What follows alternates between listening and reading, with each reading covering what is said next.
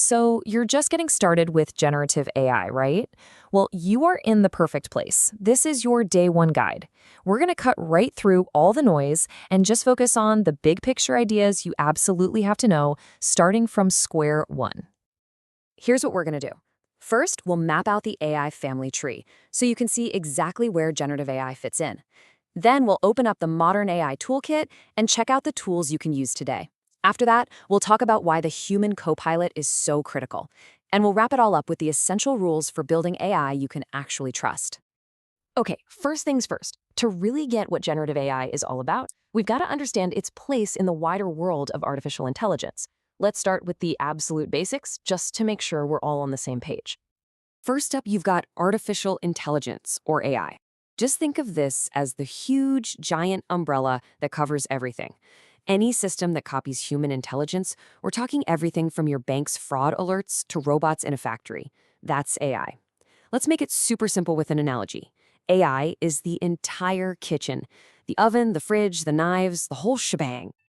Now, inside that kitchen, you've got machine learning, or ML. This is a part of AI.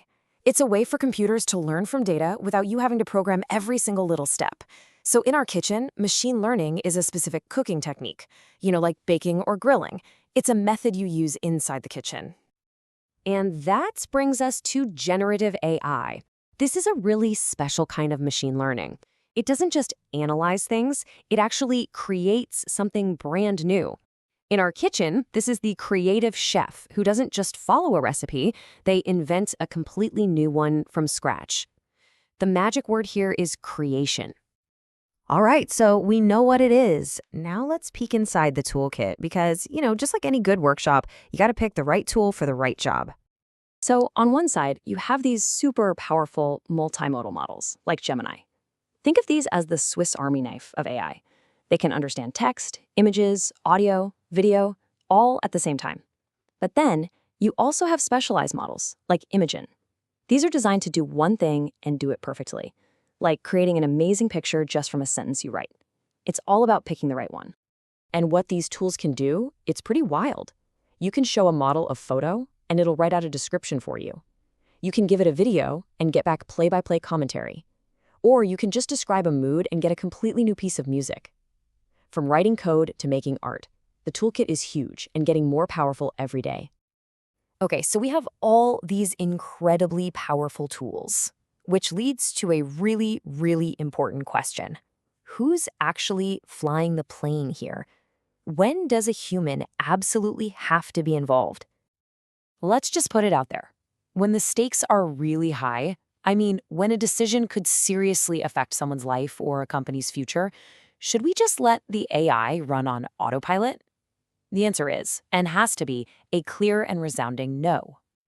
And that's where this super important idea comes in, human in the loop, or HITL. It's a process that puts a human expert right in the middle of things to review, check, and approve what the AI does. This isn't about not trusting the tech, it's about adding a crucial layer of human judgment, safety, and accountability right where it counts.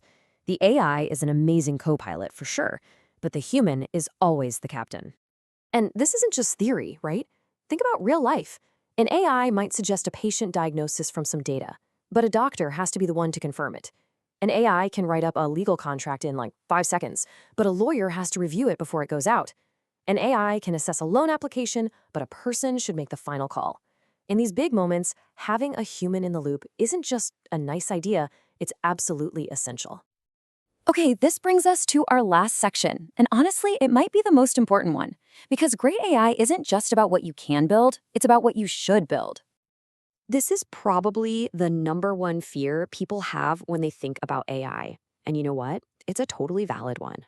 An AI learns from the data you give it, and if that data has biases from the real world, well, the AI can learn those biases and sometimes even make them worse. For instance, just imagine an AI that's supposed to help with hiring.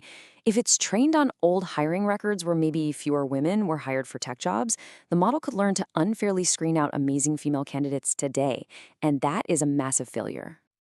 So how do we fix this? That's where our first pillar of responsible AI comes in, fairness. This means you have to actively work to make sure your AI system doesn't create or reinforce unfair bias. It's about testing for these problems and fixing them so everyone gets a fair shot. All right, pillar number 2. Picture this. Someone applies for a loan and an AI system turns them down. Naturally, they ask why. If your only answer is, the computer said no, that's just not good enough. It breaks trust and leaves people feeling completely powerless. This is where explainability is so important. It's the simple idea that you should be able to understand and explain why an AI made the decision it did. It's all about cracking open that mysterious black box so we can see the logic inside. And that is absolutely critical for building trust. And for our third and final pillar, let's tackle the question that's on every business leader's mind. If you're using an AI tool to go through your company's secret plans, you have to know that that information is staying secret. This is where you need clear, rock-solid policies. For any serious enterprise-grade AI tool, the answer has to be a firm no. The core promise has to be that your data is your data, period. It's never, ever used to train the public models that everyone else is using. And this all boils down to our third pillar, privacy. It's the simple, powerful commitment to protecting your sensitive information, making sure your data stays secure, and guaranteeing it's never used for anything you haven't approved. So let's boil all this down into a quick checklist you can take with you. Step 1, know the AI family tree, the difference between AI, ML, and generative AI. Step 2, choose the right tool for the job. Step 3, always keep a human in the loop when the stakes are high.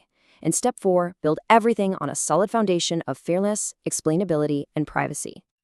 So, there you have it. The what's, the how, and the why. We've laid out the big ideas and the essential rules of the road. The toolkit is in your hands, and the principles are clear. So the only question left is, what are you going to build?